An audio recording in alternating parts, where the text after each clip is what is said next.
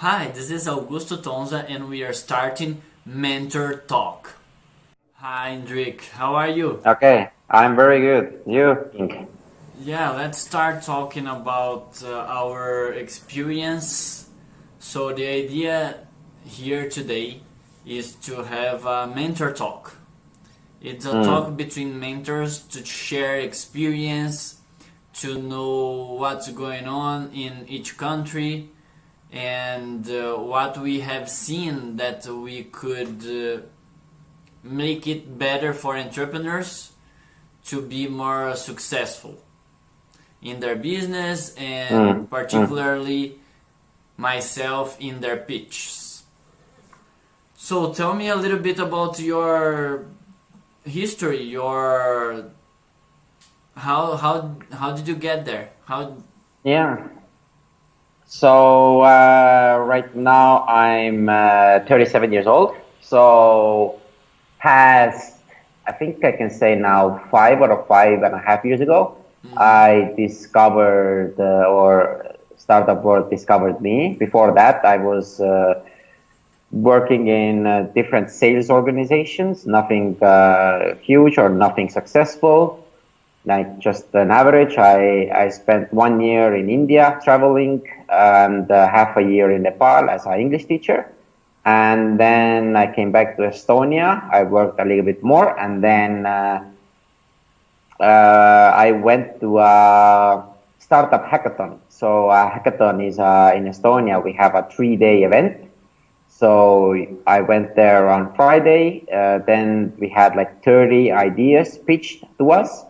And then one of the ideas was Sorry as a Service. And I really loved that idea. I joined the team and my life changed totally because I thought I knew about something about sales or something about entrepreneurship, etc., etc. But after discovering startup world, I understand that I didn't know nothing because it changes very fast. It changes really, you never know in which direction and etc. And the company Sorry as a Service, what we did is we built a software that big companies, when they made a mistake, they can push a button and then send to the customers a handwritten note or a handwritten cookie or something handmade that showed that they really cared. And after the mistake was already fixed, and then it was like just a little bit extra, like a cherry on a cake, or I don't know what's the right reference in Brazil, like a football in a beach or something like that. That makes it more sweet. So the idea was that send the conversation in a positive note, and I did that for 3.5, close to 4 years. And a month ago, we sold the company. Not like nothing serious, but at least our startup survived. So that's like the overview. very nice. And how did you become mentor?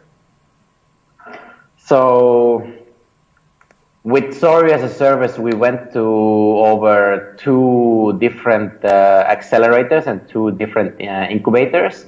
And in 1 year, I think I met about over 300 different mentors.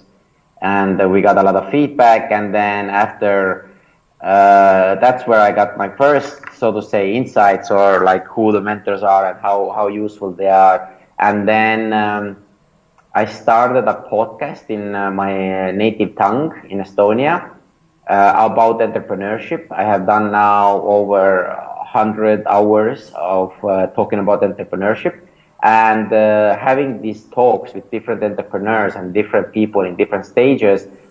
I see that I have gotten a lot of new knowledge, uh, how they do it, how they get over the burnouts, the mental side, how they just take action, how they think it through. And thanks to that, I said that, oh, I want to start giving it back, and having my own startup experience. I feel like I have some information that I can give back to the so to say, the new founders or entrepreneurs. And a mentorship is just one of the ways I see like I would like to contribute. So because it's so needed. But again, like becoming a mentor and being a mentor are two different things. Because when I met these 300 mentors or even more, I don't remember anymore.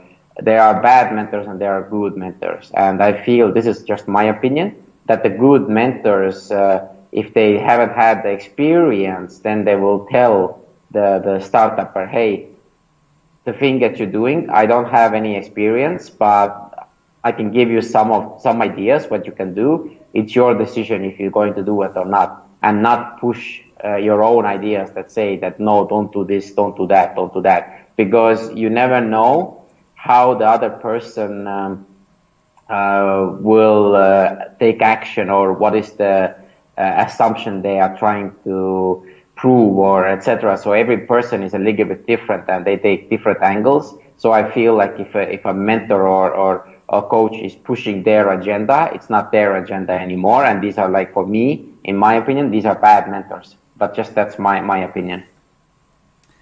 It's very interesting because you have a close story. It's like me, because I also start a change on my career during a hackathon, and it was very similar the way that you transform your career. And when I was working for one of the biggest consulting companies of the world, I participated also in a hackathon as a mentor. And here in Brazil, it's typical to have 2 days event. And this period of time, I was supposed to stay there only for 6 hours. But then I stayed there for the whole 36 hours with the entrepreneurs, with the tech guys, with the design guys, marketing guys. And it was amazing because of the energy there. I haven't had the chance to experience such energy when I was helping big companies. This energy wasn't there.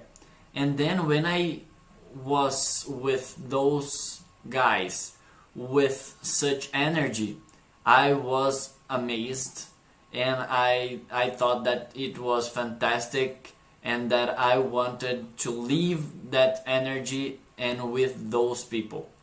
So after that, I went to Silicon Valley to understand a little bit about the startup environment, because at that time I didn't know anything about startups, and I only knew about big companies, long-term strategies, how to make a big company become even bigger, but I wasn't familiar with what startups was thinking, what was their mindset, what they are considering doing.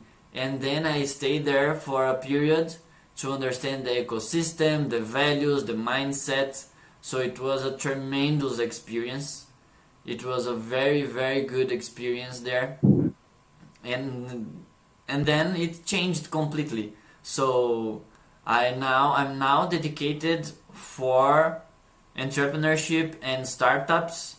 I'm acting as an angel investor and a startup mentor, focusing on pitches.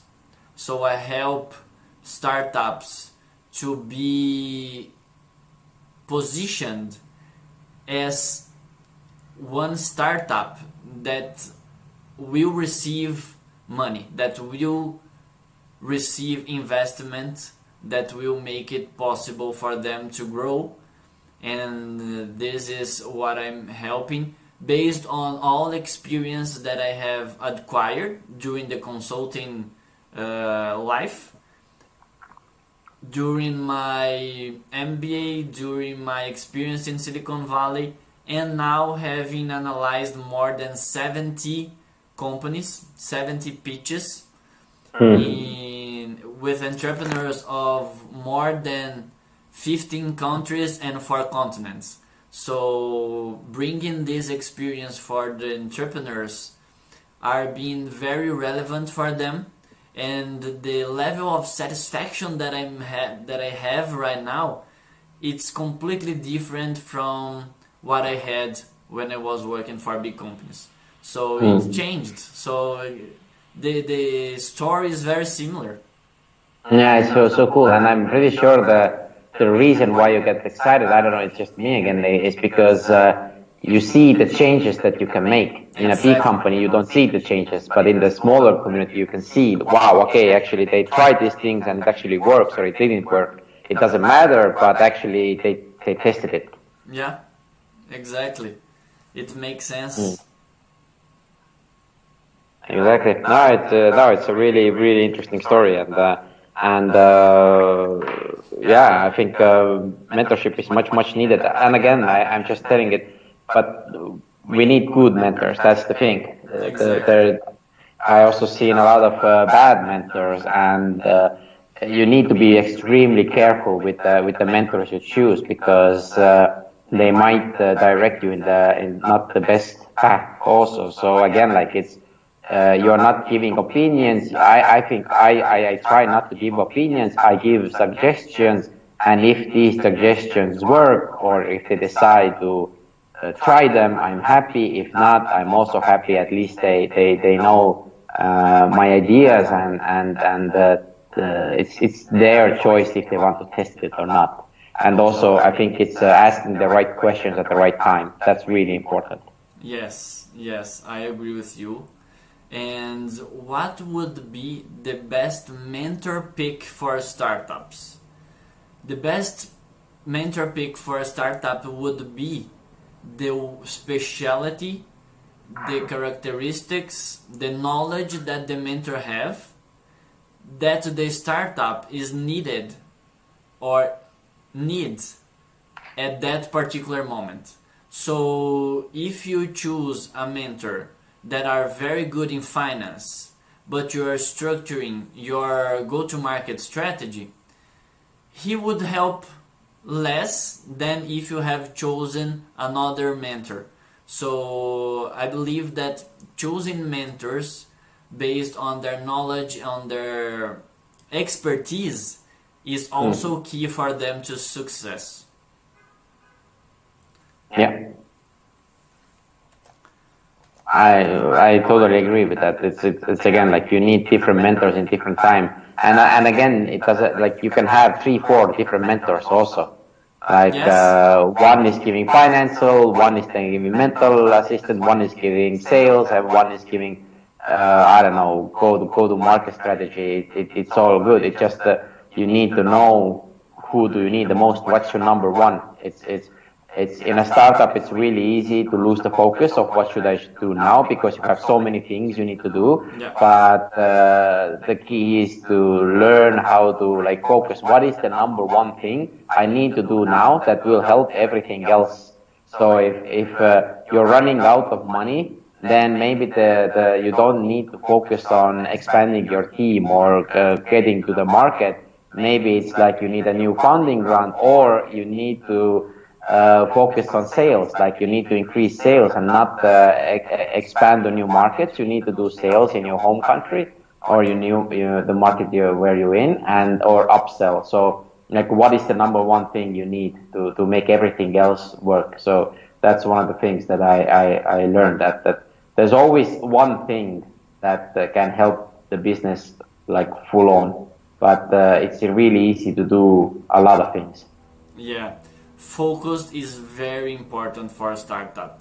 If you choose the wrong direction, it could be late to go back and do it again. So the best way to approach it to work on an MVP constant phase in order to make things happen fast, to identify what could be improved faster, and implement faster and adjust fast and do things fast, because the velocity of the world, of the startups, of the ideas that are bringing now, that are coming up, are very fast. So you need to follow, you need to be able to choose the right direction. So having focused on the important things that should be done and do it fast is key for startups. Mm. Yeah, well, I think, yeah, as you mentioned, it's doing it fast and doing it with some hypothesis that you need to test it. Is it right or wrong? But as I mentioned in the previous when we were talking offline, that I think one of the key things I learned in my startup is the mental side.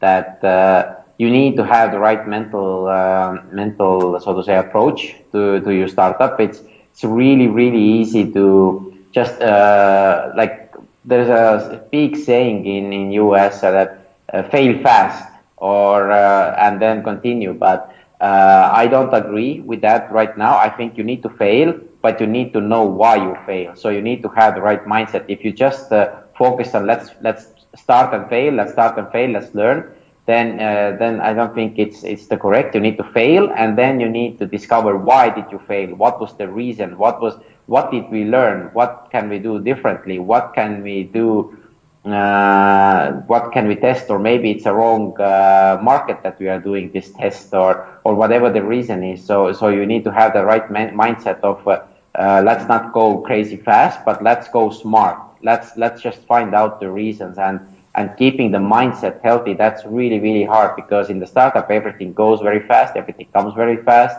everything expect you move extremely fast, and then you get lost. And I think it's this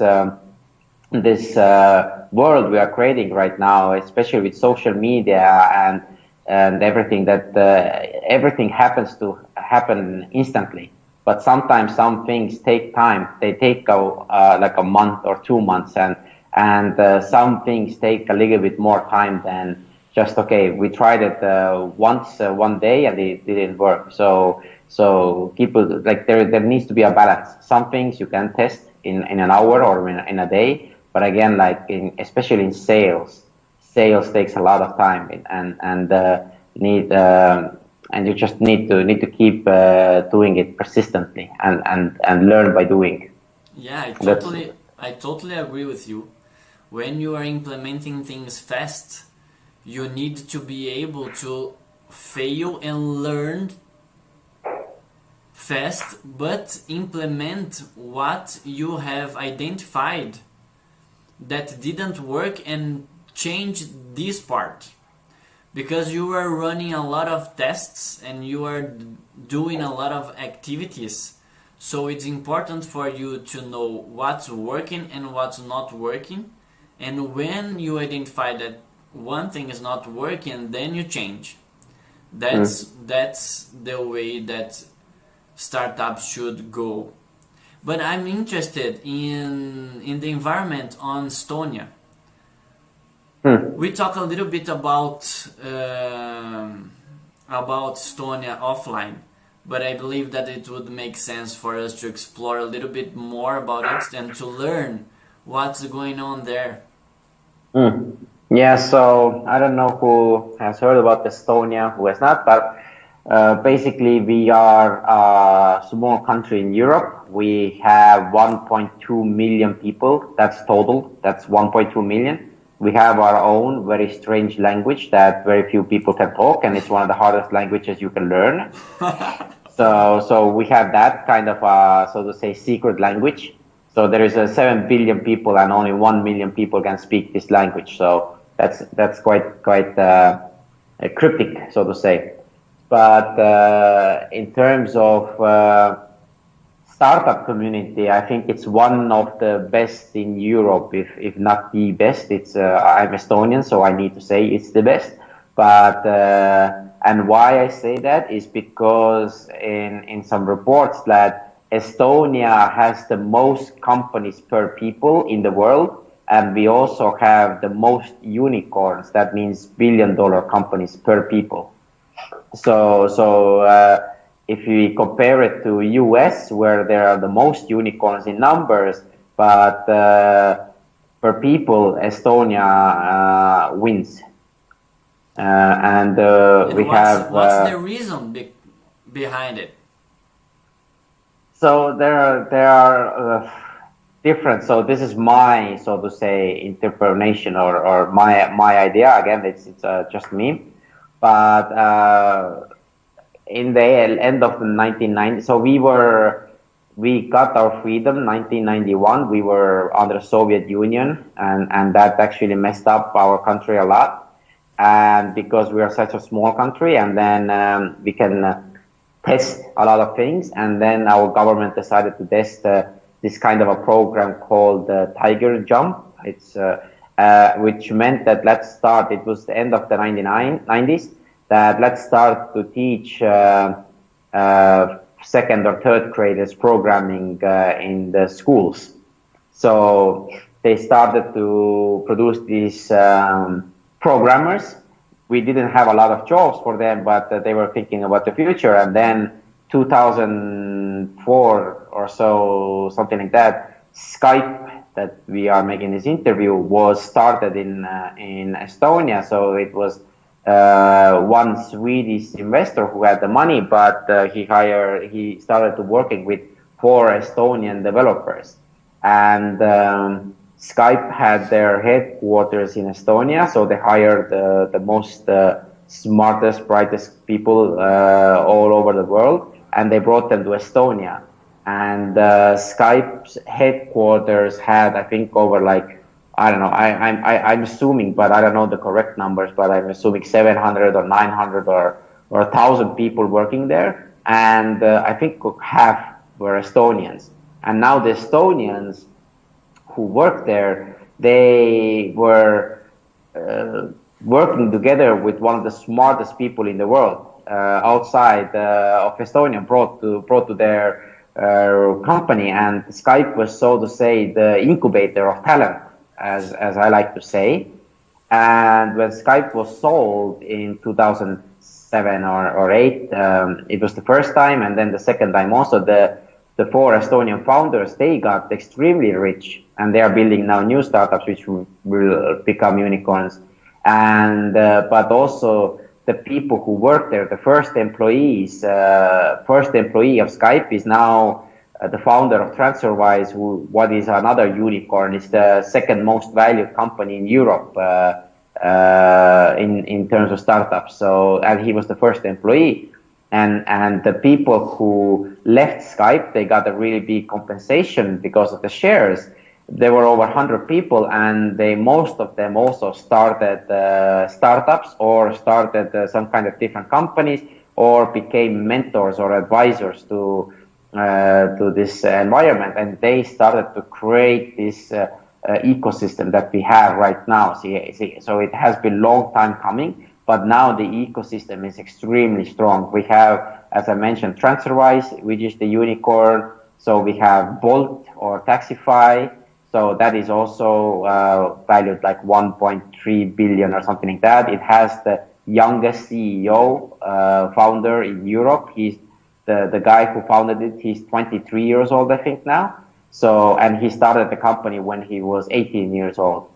And there are other unicorns coming. There are so many startups right now in Estonia that have the potential to grow extremely big. And the Skype is one of the reasons. And the other thing is because Estonia is so small, we know that our country is not the target market.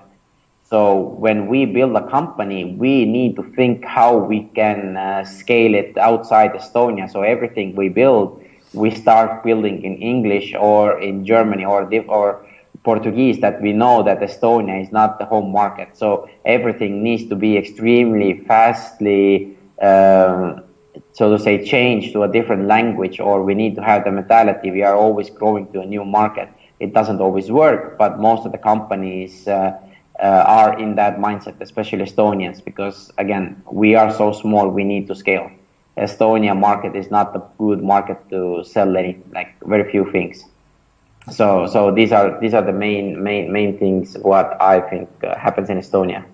Yeah, and in Brazil it's different because we have a lot of people here. We have more than 200 million people. So Yeah, we have a Yeah, we have a big market.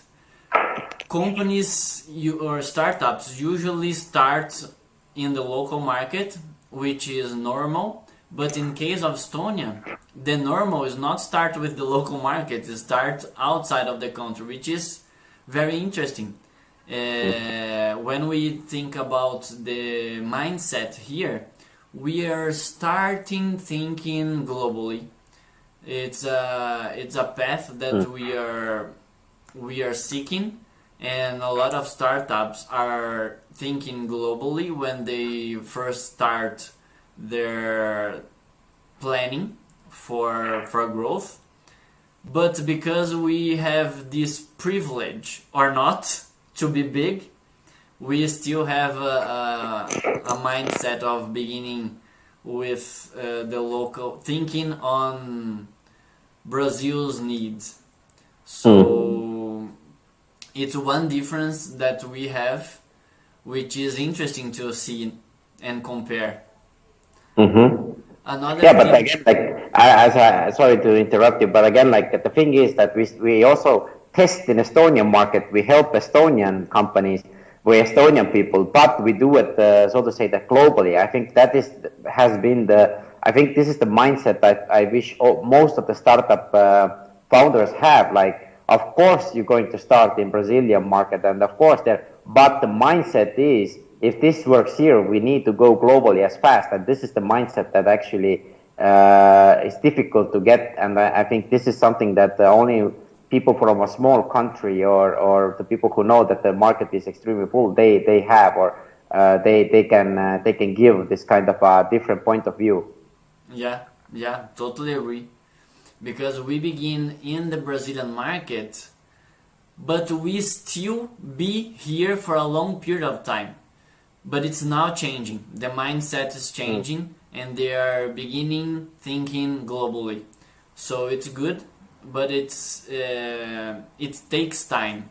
Another issue that we have here is the mentality of the future, because of we are in a generation that we have fathers and mothers that think on having a stable job, to stay in a company for the rest of their lives. So father and mother have taught their childrens to think the same way, and now we are changing this mentality. We are seeing that stability is not the same as it used to be. We are changing fast and constantly. As you may know, people are saying that in 10 years, half of the jobs that we will have doesn't exist yet. So the change is very huge, and it comes fast. So the mentality is changing right now, and it is helping people to become entrepreneurs, to think on their own business, to work on their ideas. So it's a process. It's changing, and it's good to see how we are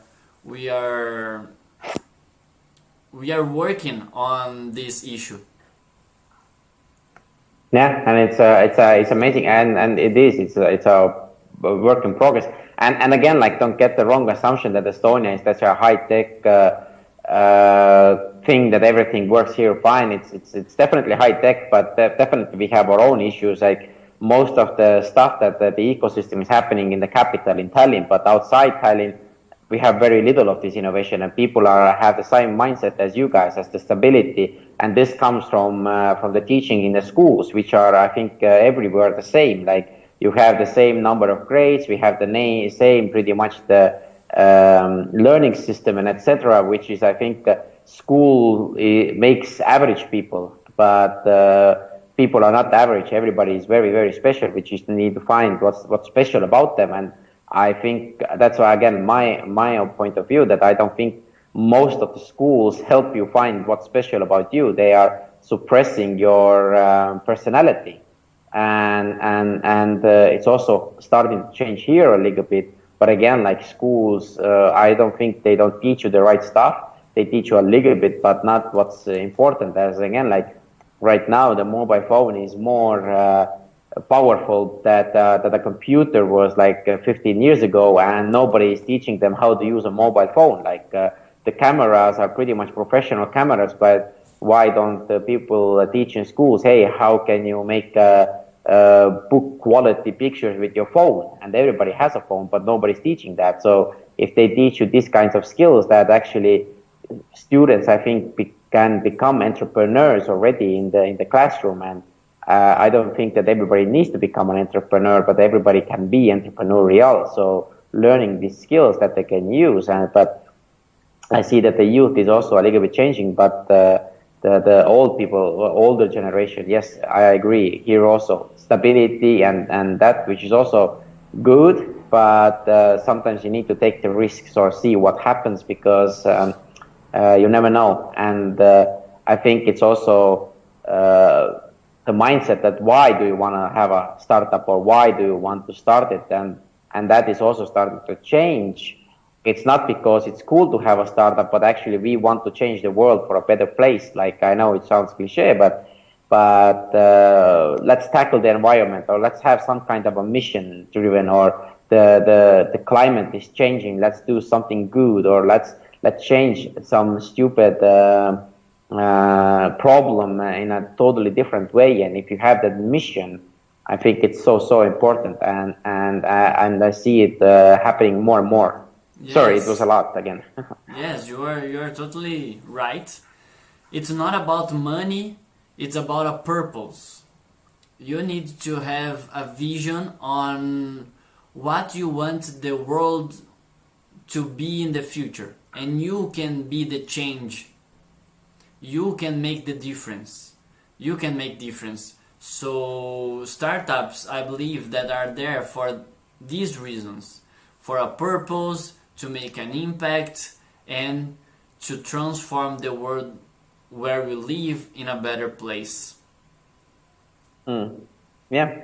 And again, like I just want to say, I know we're talking about startups. It's not only startups, but I think entrepreneurs and again, like, and I think there's a huge power in big corporations. They are running the world pretty much, and if they don't lead by example, it gives us the shitty world that for the future, for our children, it's they who are actually buying the companies, and depends how they're going to how can I say, use them, or will they start abusing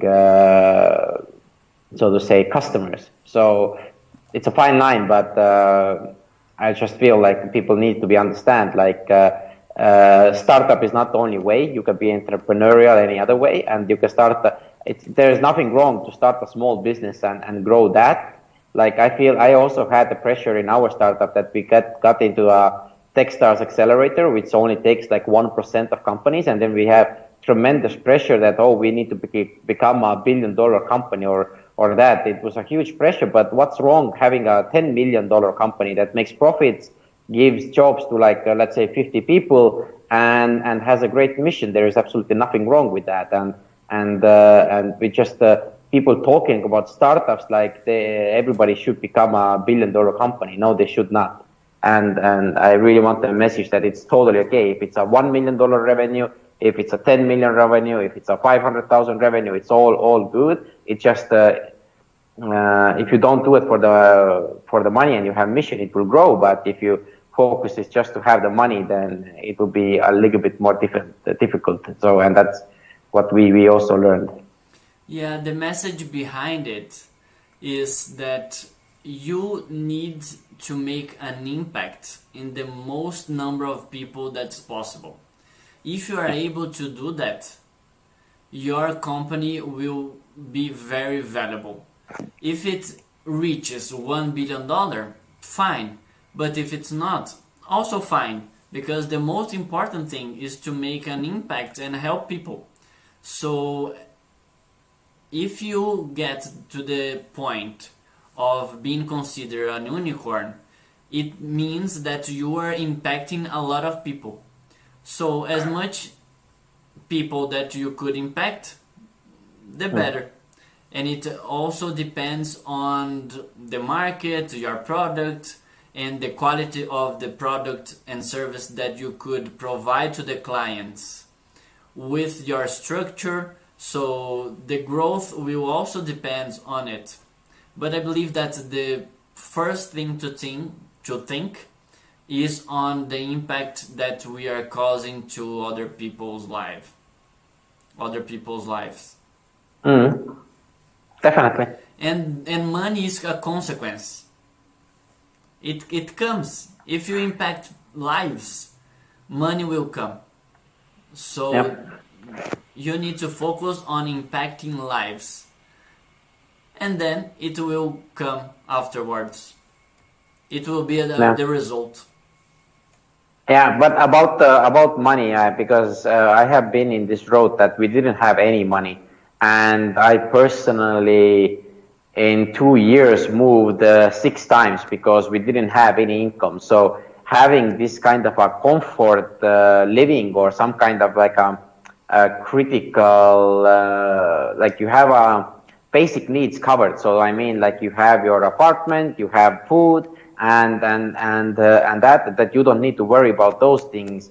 It will help it a lot. So there, I think you need some kind of basic income, like you don't, when you worry about these kinds of financial struggles, then it's really hard to focus on your job. And if you worry about those, then your mindset is already in a negative, because you need to think, oh shit, how can I buy food the next week? How can I pay the rent next month? Then you're already distracted. So if possible, having like this kind of and it also might be a good thing, because some people are driven by that I need to get the income because I need to pay the invoices. And some, if you can make it as a driver for you, it's really good. But if you can't, then think of a way, how can you have this comfort, like the basic needs covered, so that you can focus on the impact and what you're building, and have the mission. But I have been in a situation where I don't have any money, and it's really, really frustrating. And I was in that state for like 2-3 years, and it led me to burnout and a lot of different paths that were like are not the easiest. Yes, I understand completely your point. And one additional point that I want to make here is that if you impact a lot of people, it doesn't mean that you doesn't need to focus on money. It doesn't mean that you will not charge for your product or service just to make an impact. It comes together, and the most impact that you can cause, the more you can charge for impacting such lives. So in terms of the results that you have, you need also to think on how are you gonna have a fair contribution to the impact that you're making to the world. So that's where the money comes. It comes with the fair contribution for you and for entrepreneurs that you are making to the world. And I'm curious about how did you overcome this period of being lack of money? I'm still overcoming it a little bit. But what really helped me was mindfulness training. So what I started to do was I started a journal, a gratitude journal. So every morning when I woke up, I wrote 3 things I'm grateful, 3 things I want to do today, and then I summed up my day. How was my day, and how was yesterday? What good happened? And after doing that for a couple of months every morning, that really opened my eyes, because when I was worried about the financials, I was worried about other people have more money, other people have beautiful cars and relationships, and I don't have. And after gratitude, I started to realize, wow, I have 2 arms, 2 legs, our brain, our eyes, and etc. Most people don't even have those things, and that I really can change the world. So the mindset that I before of that had was I saw only problems, that I don't have money, I don't know how to sell, I don't, the company's not doing that, that we don't have that, we don't have it. I only saw problems. But after dealing with gratitude and focusing on the good things I have in my life, the second or third month, my mindset focused on how can I say uh,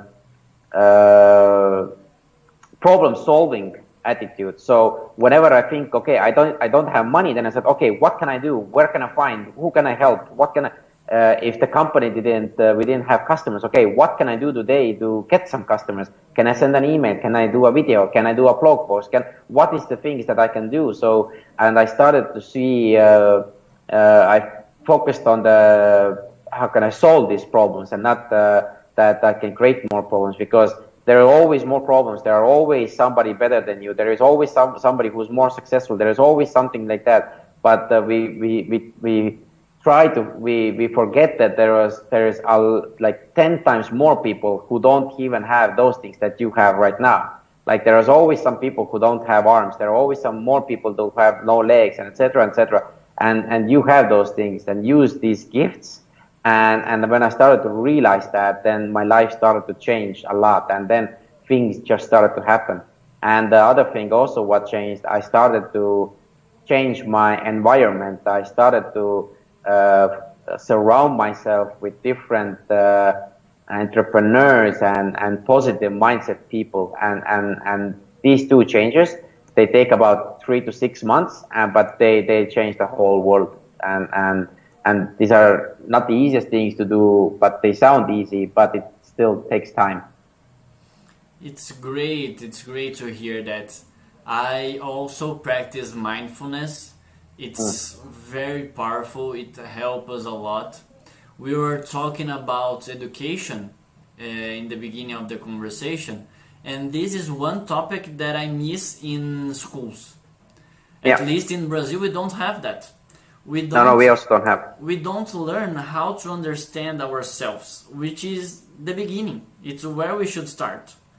When you know yourself, you are more able to help other people and to make an impact in the world. So what you just mentioned, it makes completely sense, because it changes the environment, it changes the results that you get. It's very important. And this is something I recommend to all of startup founders or people.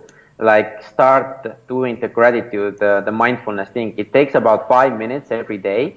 It doesn't take a lot of time, but it would change a lot in your life. Even if everything goes perfectly right now, and you see that everything is well, then it's easier to start right now. But most people say, "Oh, I don't need to start now. Everything is going well." But the statistics is that everything will not go well for all the time. There will be some bad things happening in your life. It's just statistics that like whatever that happens, then you're already ready with the right mindset, that you don't go into this panic mode. Oh shit, I don't know, this happened and this happened. What do we do now? And we are losing this and we are losing that. No, it's like you're already in the mindfulness place. You can start. Okay, this happened. Okay, but what can I do about it? It's not like what should we do or that. No, then you start asking yourself better questions inside your head already. Okay, this happened. Okay. Yeah. I will take 2 days off, and what can I do now, or where can I focus now to make the biggest impact, or who do I need to ask for help, or etc. etc. So there's much better questions to ask. And the question I asked before the gratitude was, why am I not good enough, or why I cannot do that? And if you ask these questions from yourself, you will get really shitty answers. That if you ask yourself why I'm not good enough, then you start, oh, because you are this and you don't know that, and then you don't know that. How does these answers help you? They don't. They make you more miserable. But if you ask yourself, what can I do today to be better than yesterday? And then I said, oh, I will talk to this guy, or I will have lunch with that guy, or I will call my mom and say, hey, you're a fantastic mom, or you can do these things. They make you feel better, and they make the other person also feel better, and you already have a better day than you had yesterday. Yeah, it's totally correlated with auto responsibility. You need to take the responsibility for you to understand that your environment surround you is just what you allow it to be. So you need to take responsibility and change instead of complain, instead of saying, oh, my life is bad, oh, I can't do anything about it. No, you can do. You can do, and you have to do. And it's all your responsibility. You can change. You can make it happen. You can make impact in other people. And you can transform your environment in a better place. Yeah, I totally agree. And again, like it's the mindset thing. It all starts with the questions. If you're already telling yourself, oh, I cannot do these things, then you are right. You cannot, because you're already, the question is that, oh, I cannot do these things. Exactly. And you're already telling yourself that I can. Or I also hear people that, oh, I have nothing positive in my life. Then I ask, do you have a bed where you sleep? Yes, I have a bed. Okay, then you have something positive. Or even if they don't have that, do you have arms and legs? Yes, I have. Okay, so you have something positive. I think that the thing is with the gratitude also, now I've been mentoring with the gratitude and doing those coaching lessons also with those. It's again like people overthink that, oh, I will write a diary about gratitude. Oh, I need to write only really special and really big things that happens, and they only happen once a year or something like that. Then I would write it. No, it's all the small things we already have in our life that are important. Like I have a bed, I have a home, I have a house, or I have a partner, or I have hands, or whatever the small things are in your life. Be grateful for those things, because one day they might be gone, and then you start, oh, I wish I had that left arm that I lost in whatever accident. Then you start missing them. But I broke up with my partner, and then after you broke up, then you start, oh, she or he was such a good partner. But no, but why didn't you appreciate when they were next to you? So this is so important, that you need to have, like, be grateful what you have right now. And then the funny thing is, more things start to come into your life, because then you take, so to say, the blinders off, and life is starting to offer you more and more things. I know this sounds really like a voodoo stuff or something, like really like preaching to a god, but actually this is how life works.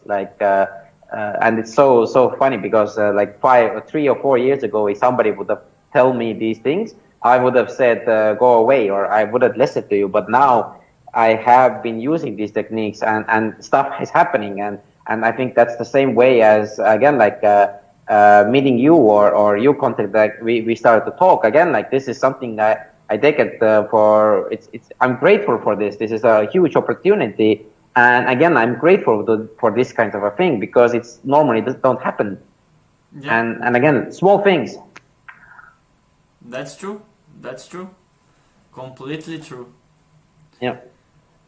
And talking about, going back to talk about startups and your way to the exit, where you could sell your company. Tell me about your pitch. How was it? Where did you find inspiration? What were the bases that you used in order to build it? How was the execution of the pitch? If you were able to get the investment in the first meeting that you have, how was the experience? Yeah, so our company, we were so lucky, because our CEO was a Norwegian Irish man, Martin, and because he was part Irish, he had the gift of a gab, that we say, that he was really, really well spoken, and he was really well, so to say, articulated. And as I mentioned also in the letter, that I actually don't like the word pitch anymore. I like storytelling, because I think all the things, you need to tell your stories. So what Martin also got right, he put emotions into we called it also pitch then, now I call it story. that we started the story with an emotional bond that everybody made mistakes or everybody, and then we were talking about how they fixed the mistake by giving a box of candies and etc. So that made an emotional impact. And right now also we didn't get investments in the beginning. We actually didn't get any investments from investors because we got into accelerators and we got into an incubator where we got the necessary funds to grow our team. So we got into Techstars, which again was really, really difficult because there were over 1,200 companies who applied and they only took 10. And we were one of the 10. So, and it was London 2015. So we were very, very lucky, but we hustled a lot and the problem and the issue was with our company, everybody loved what we are doing. Everybody said this is one of the best ideas, but the problem that we didn't do is we were, so to say, a vitamin. We didn't say that we are the aspirin for your headache, but we are just nice to have company. So this is something we didn't execute as well as we should have to show companies that we are actually the solution that they cannot live without, but we stay just a nice to have product. So, but right now when I see you need to tell your story so that people understand and people, so to say, they say, okay, this is some, like I have a headache and I need to fix with your solution this, and please take my money now, so to say. And what I also, I have seen so many pictures of startups and different in different countries that most of them have the same format. They start, hey, I'm this founder, this is the solution, this is the market, this is the business model, this is how we make money, this is the competitors, and they have like the 7-8 steps the same way. And I already see that the investors or people who are listening to them, they go tired. They were 10-15 seconds, they can tell who they are. But if I see a company who tells their story from emotions, from their personal growth, from they have experienced this, and they don't have this formal structure, but even if they tell half the things that I mentioned before, if they have the idea, the market, and maybe the business model, but the story is very compelling, I can 100% guarantee that after the event, or after the pitch, the investors will ask all the necessary questions if they are interested in this. So I still cannot emphasize the story is what matters, because with the stories also, you're not only telling the story to your investors, you also can tell the story for your customers, for your partners, for your employees. They all have the same story. You just change the structure a little bit, and then everybody is part of that story, and you need to push on that story because it is, and if you can put emotions on it, that's like crazy good. Yeah, now I finished. Yes, and I have seen exactly what you're mentioning. I'm seeing a lot of pitches conducted by blocks. So we have a block that we are going to talk about the market. We have a block that we are going to talk about the business model. We have a block that we are going to talk about the problem. And it's not good for being compelling, exactly what you mentioned. It's not emotional. They don't bring story to the context of the presentation, which makes less impact than what they could have. And the human decisions are made on our emotional side. So if you don't touch emotional side of the investor brain, if you only use rational slides, rational context, it will be hard for you to make a difference on the investor mind, because I myself as an investor, I look at a lot of pitches per month. So the one that I would pick to invest is the one that touch me more, and I believe that would make sense. So before any decision, it needs to have touched me. Mm. If it touches me, then I will use my rational side to emphasize the decision and to understand better in a more detail. But you need to be emotional. And the majority of the pitches that I have seen, and the majority of the entrepreneurs that I have mentored, they are not using those strategy.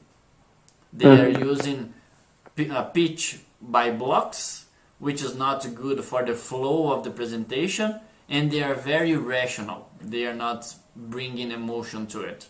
Yeah, and I have also seen like the blocks, and I feel it's good to have structure, but I think they are going too much. But again, like for us, we had our very good CEO who was extremely good at this pitching. I'm an Estonian who is extremely bad at that pitching. But what helped me was again a lot of practice, a lot, and I mean a lot. Like I didn't practice as crazily as my other friends in a different company. They actually practiced like the pitch like for a month every day. They pitched for like 10 or 20 times the same thing, the same differently. Then they asked for feedback. Then actually very good the strategy for startups who want to practice their pitch when we were in the accelerator was that because you meet so many mentors and investors there, so you get all the contacts.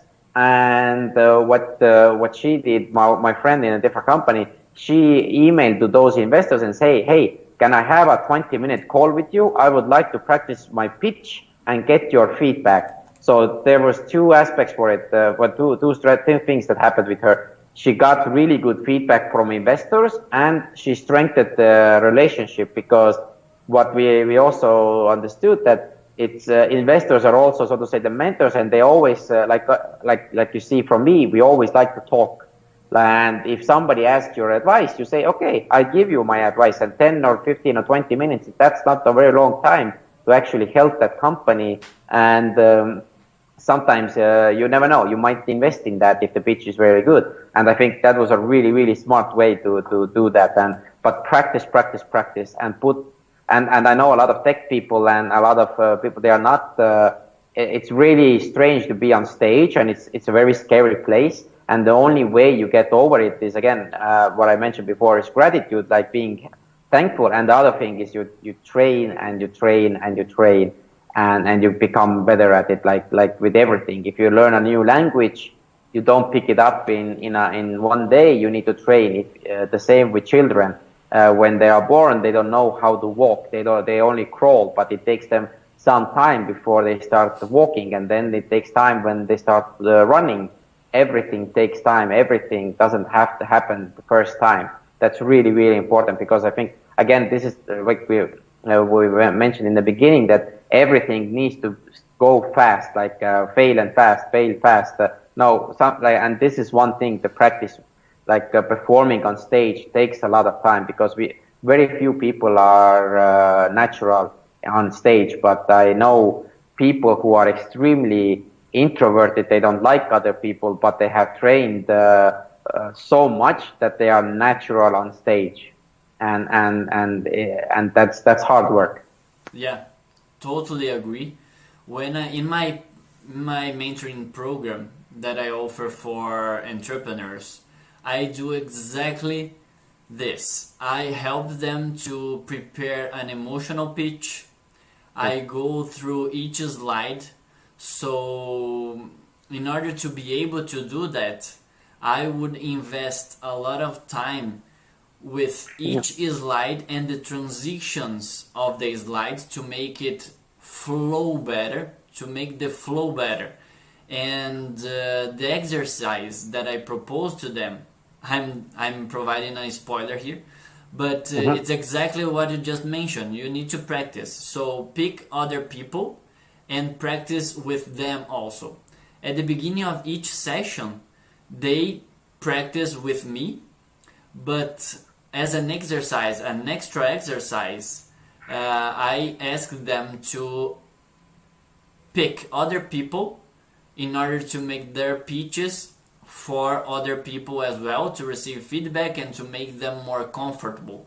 Because with the practice, one of the biggest or highest of fears of human beings are presenting to other people. Yeah. More than death. So as much as you practice, as the better you become and more comfortable and secure. So it's very, very important. I totally agree. And again, like it takes time for me. Actually, now I love being on stage because I started a podcast, and the podcast has helped me so much, and I can talk a lot, and because when I'm talking in the podcast, it just cleared like all the filters that I have with the performance issues. But it took me about 8 to 9 months to be even comfortable listening to my own voice, because you know when you're listening to your voice, you always thought, oh, this is so ugly and this doesn't work, and the same is with the video and etc. Yeah, it But it takes happens. time. You need to it takes just time, and because it's not natural for us. And the same is with the stage, right? It's the same. It's not natural to be on stage because we start to think what other people think, and oh, what if I make a mistake? So what if you make a mistake? Nobody cares. Just continue. And the people who, when you make a mistake, the person who is thinking about it the most is you, because maybe most of the people don't even realize you made a mistake if it's not a very huge one. But again, like they will forgive you much faster than you forgive yourself, and then you start dwelling on it. Oh, I made a mistake, and then you cannot move on. But actually, and that's why you need training, because if you make a mistake, you just continue. You don't stop it. You don't do it. You just continue like nothing happened, and this is how you clear the line. But it's so hard. It's theory is very easy, but it becomes when you have practiced your pitch at least like a 500 times, and you have performed, for example, to your mother even like 50 times or something like that, then you have this kind of confidence. And the good thing about this, when you learn your own pitch, you can pretty much learn any pitch and go into the stage and have nothing to fear about. Yeah. So it will help you in the future also so much. Yes, it also helps in being more assertive in defining the correct information to present to other stakeholders. So you could present to clients, partners, or other stakeholders, and when you practice your pitch, you'll be able to tell a good story, to identify and define which information is important to present, and be more secure when making your pitch, which is very important. So it helps in other area of your startup that you're gonna need to work on too. Yeah, and also it helps you to become a better communicator in your team. Yeah. Because in your team you also need to, like if you have a 5 people team or 10 people team, you also need to perform in front of them, and if you already practiced your pitch and etc., you are more like you said, I like the word assertive, and you are more confident, and you can more clearly say what you are expecting of them, and what we need to do. And if you practice your pitch and getting feedback that this doesn't work and this doesn't work, and then you are changing your story and changing your pitch, you're getting much better in it, and you know what works and doesn't work.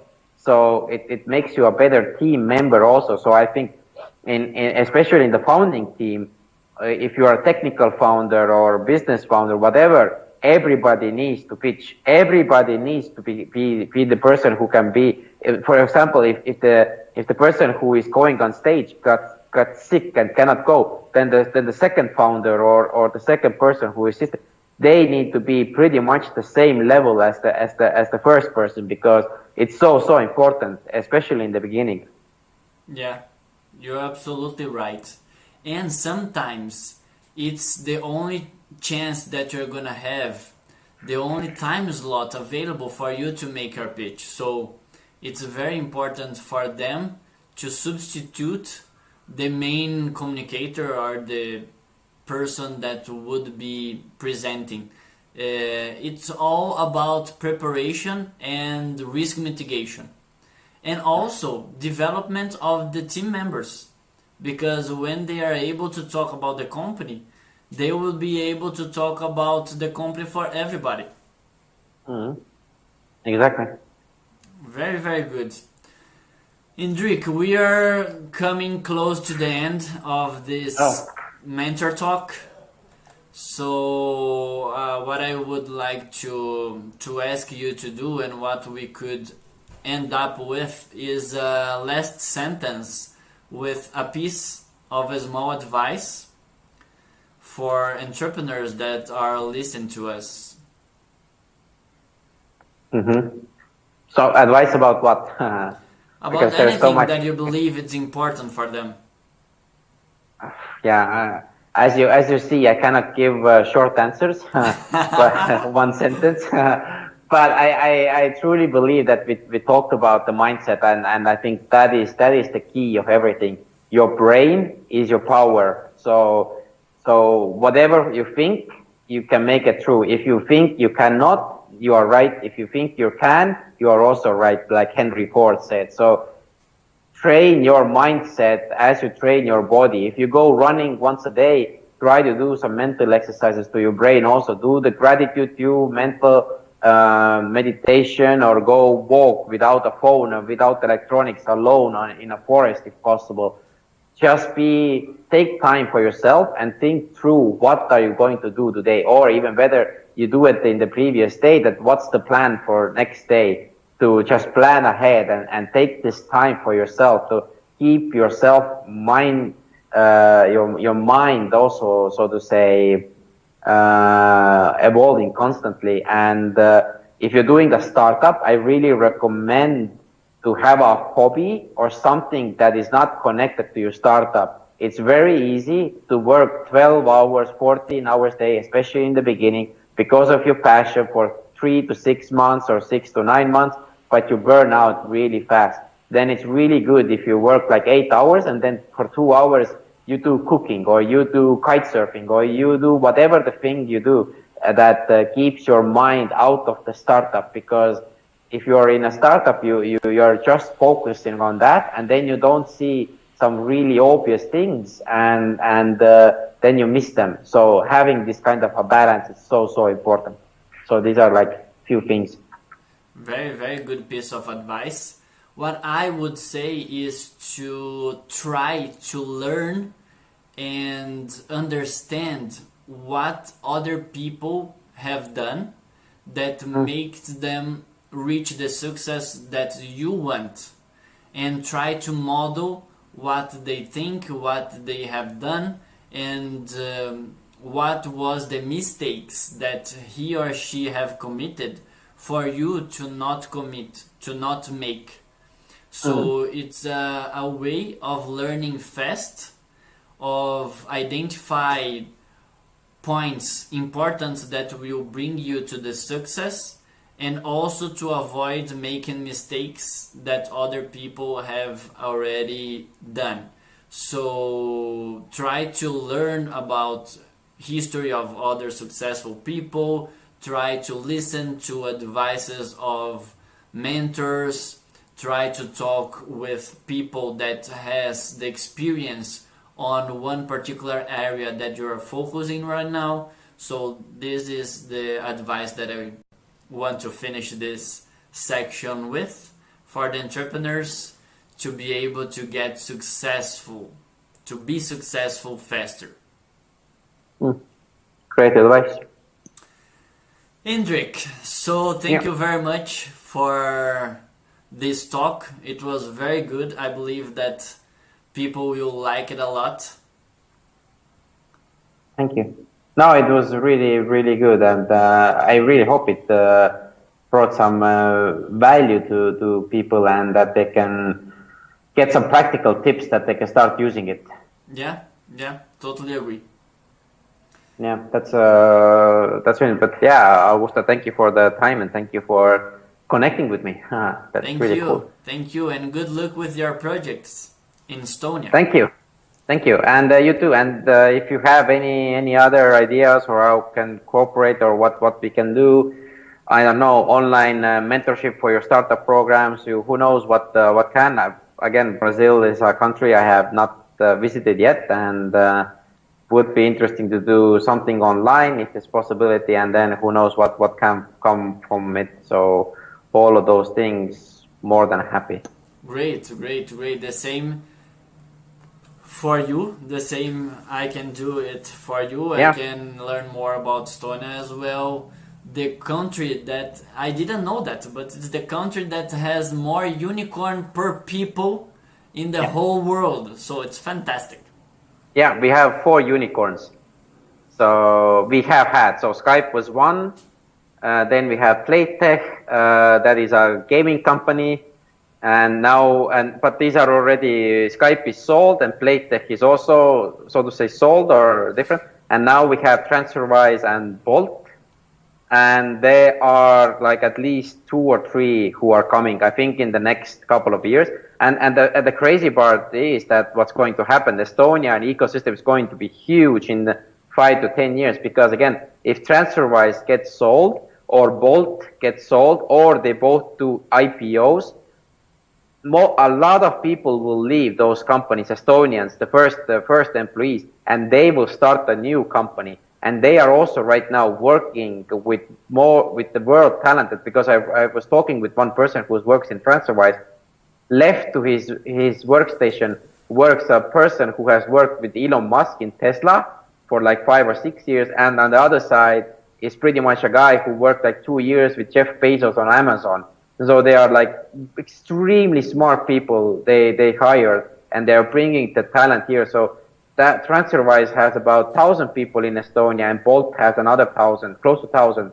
And they are all being taught by the world's best and smartest people. And when those companies IPO, there will be another huge boom of startups, and I'm 100% sure there will be at least 2 or 3 or even 4 unicorns from those companies. I'm 100% sure of that, because it happened with Skype, it will happen with them, and the cycle will continue, and there will be always new startups, there will always new problems to solve, there's always new things, and it's going to be massive here.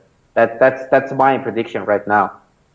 So it's definitely a place to keep an eye on, and it's really easy to become a really big part of the ecosystem if you come here, because Estonia, it's so small that in 1 week you can meet pretty much the Estonian president if you know the right people. Yeah. Yeah, it's crazy. It's just so crazy, because it is so small. If you know the right people, if you talk the right things, if you're willing to help, if you do this, it's actually, I know a few people who have a direct line with the president of Estonia, or like the head of IT of Estonia, or something like that.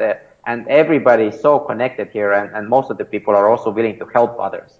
So that's the beauty of the Estonian. But again, the other way, it's so small, and the investments are here very small. Estonian investments it's really, really hard to get like a €500,000 from Estonian investors. It's really, really difficult. And most of Estonian companies, they need to show revenue before they start investing. So that's like not in US where you seed round is already $1 million or 1.5. Here, the seed round is pretty much you need to have a customer, you need to have some kind of revenue, and then we're going to do a seed round. But there are also others who actually, if you have a really, really strong founders team, especially from Skype or from other big companies, and they say, we want to do this, then also you can get like a 800 or $1 million or 1.5 if you have already a proven team. So these are the small things that happen. So if you're interested in those things, I'm more than happy to tell you or show you or whatever the ideas you have. Great. Let's be in touch, and let's continue this talk, because I believe that would make sense for us to be closer and more connected. Yeah, definitely. As again, Brazil is a huge opportunity, and again, like I don't know how's the environment there, but again, like if they take these kinds of like me, like a foreign mentors or foreign coaches and etc. Like how open do they are, or what's the possibilities there? So me branching out to Brazil, also making it a market, and I'm right now building LinkedIn agency in Estonia, because LinkedIn is very small in Estonia and people don't know it. Most of the companies don't even use it, which is huge market for me. And I want to also expand, and I want to mentor, and I want to do these things. So whatever, like again, Brazil is such a huge market for me, which sounds like a fascinating, and also the people there are so nice, and the women are very beautiful, as we have also in Estonia. So, which again, a lot of nice bonuses. Yeah, yeah, sure. So let's keep talking then. Yeah, let's do that, and let me know if you need any other ideas, or if you looking for investments, or if you have some pitch decks or whatever, like how can I help, and etc. So just send it and see how we can work. Great, great. Definitely we can work together. So it was Cool. a pleasure to have you here with us, and talk to you soon. Yeah, yeah. Let's keep in touch. Okay. Bye bye, Bye. Hendrik. Bye.